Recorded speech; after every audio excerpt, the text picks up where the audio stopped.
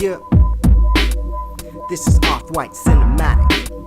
This is Offwhyte cinematic. Yo, you got to have it cinematic. Yo, this is Offwhyte cinematic.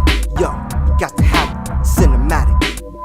This is Offwhyte cinematic. Yo, you got to have it cinematic. This is Offwhyte cinematic. Yo, you got to have it. I'm on the counterattack with the feedback. I just do it like this and like that, over the AC/DC frequency.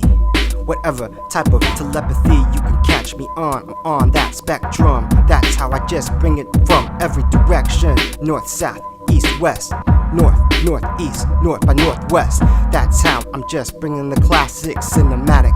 When I just bring the dramatic, when I just do these escape tactics to bring it from every terrain, every environment, every type of Earth's climate, longitude to latitude.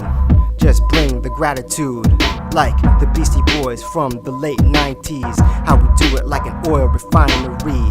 Cause I'm fracking, just macking, just stacking these chips when I double dip. What? I'm just freaking it all over the rivers, lakes, mountains, and streams. When I just do it, it's like a killing machine. When I just intervene from the blue to the green. In other words, represent the planetary. Just bring it from the elementary down to the secondary. Ha ha, just laugh in your face. When I do it, I just misplace, displace every sort of element on the periodic table. That's how I keep it unstable. Just here to live it like Silver Sable. Sidekick, just doing all this type of nonsense. When I just freak it from intercontinents, intercontinental, residential, Mac like Lincoln Continental, or town car, whatever type of person you are, whatever type of desires you just aspire to accomplish. That's how we just putting it down on this bomb-ish 1-2 on the sequential. Just bring it from the commercial to the residential. Yo, I do it like I'm just flying solo like presidential. What's up everyone, yours truly Offwhyte here. Welcome to Offwhyte Cinematic Season 1, Episode 4. And today we're gonna have a lot of fun because we'll be talking about the most notorious street artist of all time, Banksy. So let me turn the music down and we'll get started.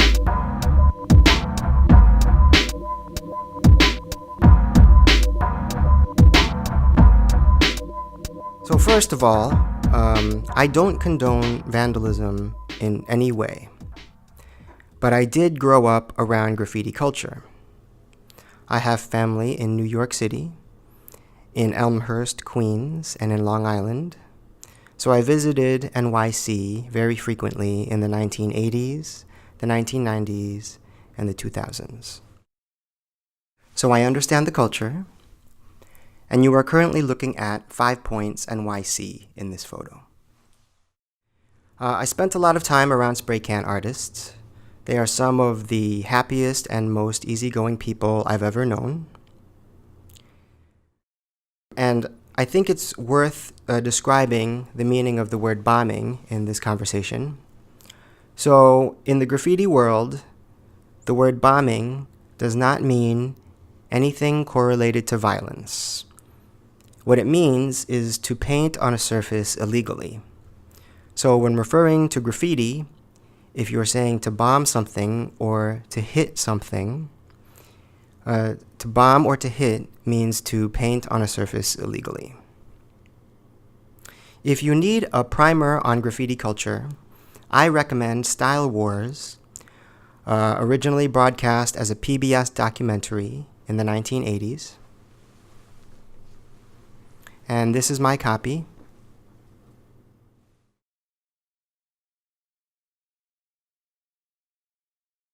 So Banksy is a street artist from England. He's very sarcastic. He uses humor and wit. He likes to make his audience laugh and smile. Of course, he's very daring. He's known for hitting very high-profile targets, such as museums. He's critical of hypercapitalism. He's anti-authoritarian. His themes include income inequality and human rights. Regarding Banksy's identity, there has been a lot of speculation. There are a lot of news articles out there. I don't really want to discuss all of that because his real name doesn't really matter. He is Banksy, and that's what matters. Today we will cover 3 aspects of Banksy: his Wall and Peace book from 2005, his Barely Legal show from Los Angeles in 2006, and his Untouchables piece in Chicago in 2010. Wall and Peace was first published in 2005. My edition here was published in 2006.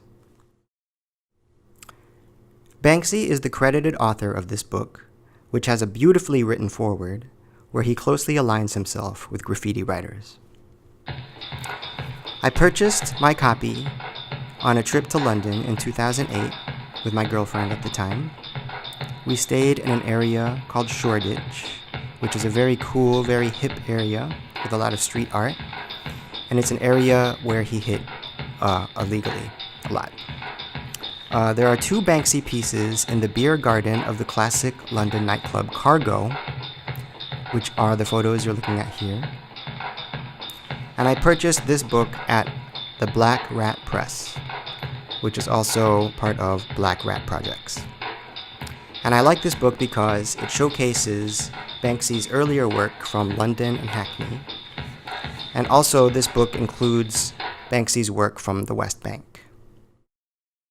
In April 2010, Banksy released his film, Exit Through the Gift Shop. It opens with a montage celebrating illegal graffiti.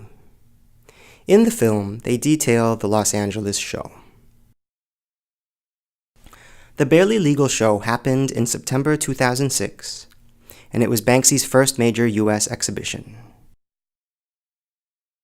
I was living in LA at the time. I had moved to LA in 2005. One thing that I had noticed in the weeks leading up to the show was there were advertisements on the buses for the television show Heroes. And I had noticed that someone had tampered with those advertisements, those signs on the buses, and changed the lettering to say the word hose, H-O-E-S, instead of heroes. And it really struck me at the time because I remember doing a double take and making sure that the word was in fact spelled H-O-E-S, and it was. And this advertisement was on multiple buses. So I personally do believe that that was Banksy doing that at the time leading up to the Barely Legal show. I don't know if that's factual. This was also during the time when Banksy had hit Disneyland. He had put a blow-up doll of a Guantanamo Bay prisoner at Disneyland, which itself only lasted a few hours, but it was an incident that made worldwide headlines. So Barely Legal was Banksy's first major U.S. exhibition. The show was located east of downtown LA, near the Greyhound bus station and the American Apparel Factory. It was entirely free.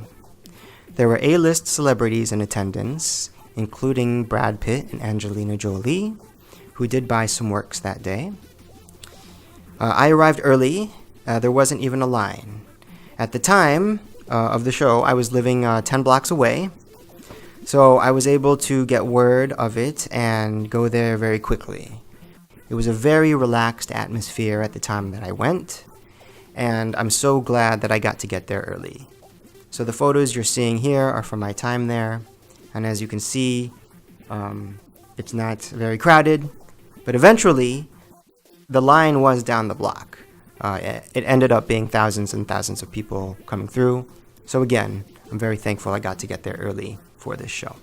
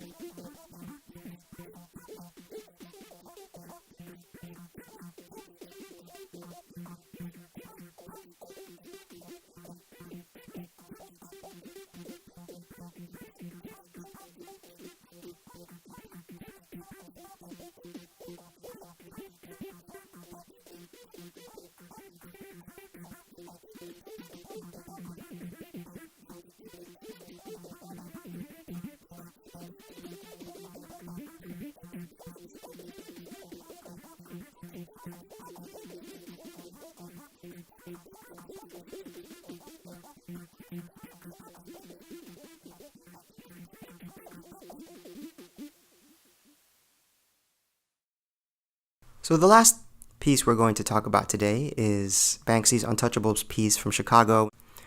The Untouchables is a 1987 Hollywood film directed by Brian De Palma. It's a gangster film. The story revolves around Eliot Ness trying to put Al Capone away during the era of Prohibition in Chicago. There is a scene near the end of the movie set at Chicago's Union Station, and that is the scene which Banksy's piece is referring to. So this piece first appeared in 2010. The photos of mine are from November 2010. And I'm glad I was able to get these photos because the piece is gone now. And when it first appeared, everyone said, oh, it's an Untouchables reference, which is true. But if you look at it more closely, I think that you'll see there's actually more symbolism there. The carriage scene is a shootout scene. It's actually the most violent scene in the movie. So the scene begins when Eliot Ness is standing on a stairway with a shotgun, and he's awaiting the arrival of Al Capone's bookkeeper, who is going to be catching a train at Union Station, and is going to be walking through the doors at any time. Meanwhile, a single mother is pulling her carriage with her son in it up the stairs below Eliot Ness, and she's also got her luggage. So after watching this ordeal for a while, and after waiting, the tension builds, and eventually Eliot Ness goes down to help the single mother, and as he's bringing the carriage up and the luggage up, they finally get to the top of the stairs, and in walks the bookkeeper with several other mobsters. Eliot Ness recognizes one of the mobsters, shoots him with the shotgun, and drops the carriage. The carriage starts rolling down the stairs, and the rest of the scene plays out in slow motion. And it's a very bloody scene. There's a lot of gunshots, there's a lot of blood, several people die in this one sequence. And that is the reference that Banksy's piece is making here.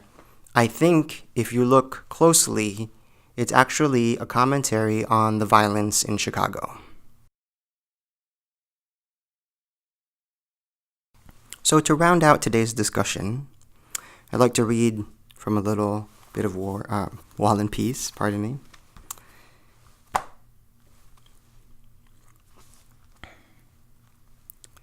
They exist without permission.